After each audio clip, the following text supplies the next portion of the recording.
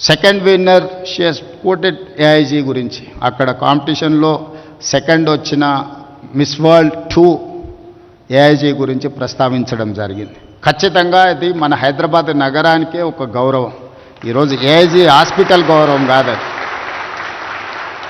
తెలంగాణ రాష్ట్రంలో హైదరాబాద్లో ఇంత గొప్ప హాస్పిటల్ ఉన్నది అని గుర్తించడం, ప్రపంచ దేశాలందరికీ తెలిసేట్టుగా వాళ్ళు చెప్పడం వల్ల మన నగరం యొక్క ప్రతిష్ట పెరిగింది. అందుకే ఈరోజు రాష్ట్ర ప్రభుత్వం వైద్యం మీద ప్రత్యేకమైన శ్రద్ధ పెట్టి కార్పొరేట్ సెక్టర్లనే కాకుండా ప్రభుత్వ రంగంలో కూడా ఈ వైద్య సహాయాన్ని అందించాలని మోర్ దాన్ 100 years హిస్టరీ ఉన్న ఉస్మానియా హాస్పిటల్ ఇప్పుడు అక్కడ బిల్డింగ్ కానీ అక్కడ ఉన్న ఇన్ఫ్రాస్ట్రక్చర్ సమస్యలను ఎదుర్కొంటుంది అని చెప్పి గుర్తించి గోషా మహల్లో 30 ఎకరాలలో 2700 బెడ్స్తోని దాదాపుగా 3000 కోట్లతోని ఈరోజు నూతనంగా ఉస్మానియా హాస్పిటల్ని మనం నిర్మించుకోబోతున్నాం, పనులు ప్రారంభించినాం. ఇది పేదలకు వైద్యాన్ని అందించడే కాదు, చదువుకునే విద్యార్థులకు చదువుకోవడానికి సరైన వసతులు కల్పించడంతో వాళ్ళు వన్ ఆఫ్ ద బెస్ట్ డాక్టర్స్గా వాళ్ళు నేర్చుకోవడానికి అవకాశం ఉంటుందని, అదేవిధంగా నిమ్స్లో కొత్తగా న్యూ బ్లాక్ను ఒక 2000 బెడెడ్తోని నిమ్స్లో ఒక కొత్త బ్లాక్ను మనం స్టార్ట్ చేసుకుంటున్నాం. అదేవిధంగా వరంగల్లో ఇంకొక 2000 బెడెడ్ హాస్పిటల్ని మనము నిర్మించుకుంటున్నాం, ఆల్మోస్ట్ కంప్లీట్ అయ్యే స్టేజ్లో ఉంది.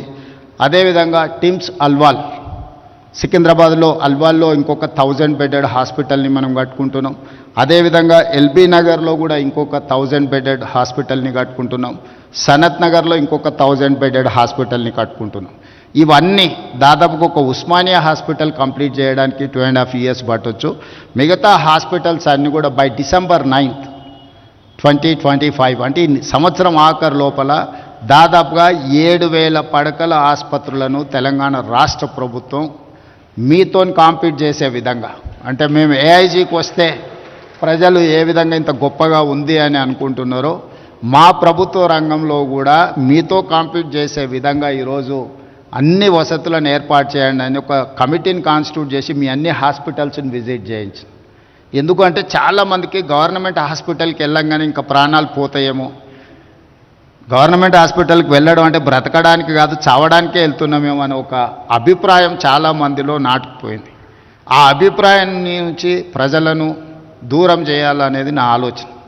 ప్రభుత్వం ప్రజల యొక్క వైద్యం కోసం చాలా మొదటి ప్రాధాన్యత ఇస్తుంది. ప్రభుత్వానికి అత్యంత ప్రాధాన్యతలో విద్య, వైద్యం ఈ రెండిటికి హయ్యెస్ట్ ప్రయారిటీ కింద మేము ఫండ్స్ దాదాపుగా ఇప్పుడు 11,500 కోట్లు ఈ రంగానికి రాష్ట్ర ప్రభుత్వం బడ్జెట్ కేటాయించింది. ఒక సంవత్సరంలో 21,500 కోట్ల రూపాయలు విద్య కోసం కేటాయించాం.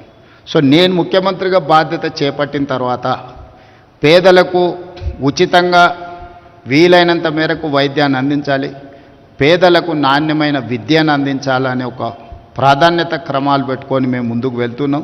ఇందులో ఏమాత్రం అవకాశం ఉన్నా మీ సమయాన్ని మీరు కేటాయించుకుంటూనే ప్రభుత్వం చేపడుతున్న కార్యక్రమాలకు కూడా మీ వంతు సహకారం ఉండాలి. నేను ఈ వేదిక మీద నుంచి రాష్ట్రంలో చదువుకున్న డాక్టర్లందరికీ నేను ఒక విజ్ఞప్తి చేస్తున్నాను. సంవత్సరంలో ఒక్క నెల అయినా ప్రభుత్వ ఆసుపత్రులలో పనిచేయండి. 11 నెలలు మీరు మీకు నచ్చిన ప్లేస్లో మీకు నచ్చిన జీతం తీసుకొని మీకు నచ్చిన లైఫ్ను మీరు లీడ్ చేయండి. సోషల్ రెస్పాన్సిబిలిటీ కింద సంవత్సరంలో ఒక్క నెల ఎక్కడైనా మీకు ఏదో ఒక హాస్పిటల్లో ఒక నెల రోజులు డాక్టర్లు సమయం కేటాయించి పేదలకు వైద్యం చేస్తే డెఫినెట్గా you will get that pleasure. మనం ఒక వృత్తిలో మేము పబ్లిక్ లైఫ్లో ఉన్నప్పుడు చాలా రకాల పనులు చేస్తుంటాం, కానీ జాబ్ సాటిస్ఫాక్షన్ కోసం, పర్సనల్ సాటిస్ఫాక్షన్ కోసం కొన్ని సెలెక్టెడ్గా కొన్ని పనులను ప్రత్యేకంగా సమయం కేటాయించి పని చేస్తూ ఉంటాం ప్రజాప్రతినిధులుగా. అదేవిధంగా నేను డాక్టర్లకు విజ్ఞప్తి చేస్తున్నా, సంవత్సరంలో ఒక నెల మీ ఇష్టం ఏ హాస్పిటల్లో ఏ నెలలో పనిచేస్తారో మీరు గవర్నమెంట్కి ఇండికేట్ చేయండి. నేను అధికారులకు చెప్పిన not only in Hyderabad, in Telangana, అమెరికాలో చాలామంది డాక్టర్లు ఉన్నారు. వాళ్ళ పేరెంట్స్ని చూడడానికో ఫ్యామిలీని కలవడానికో స్పెషలిస్టులు ఇండియాకు వస్తున్నారు. They wanted to serve something but they don't have any platform where to go, how to go, where to serve, when to serve. They don't have any information. That is why I have told my people to create a platform, ask them to put some information. వాళ్ళు ఎప్పుడు మన దగ్గరకు వస్తుండ్రో, ఏ సమయం ఇవ్వగలుగుతారు? కనీసం ఒక 1 week ఇచ్చిందంటే ఆ 1 వీక్లో నిమ్స్లోనో ఉస్మానియాలోనో ఎక్కడైనా స్పెషలిస్టులు ఆ పేషెంట్లను అడ్రస్ చేస్తే వాళ్ళు అట్లీస్ట్ ఫిజికల్గా ఒకసారి చూస్తే తర్వాత ఆన్లైన్ అయినా వాళ్ళు అడ్వైజ్ చేయడానికి అవకాశం ఉంటుంది.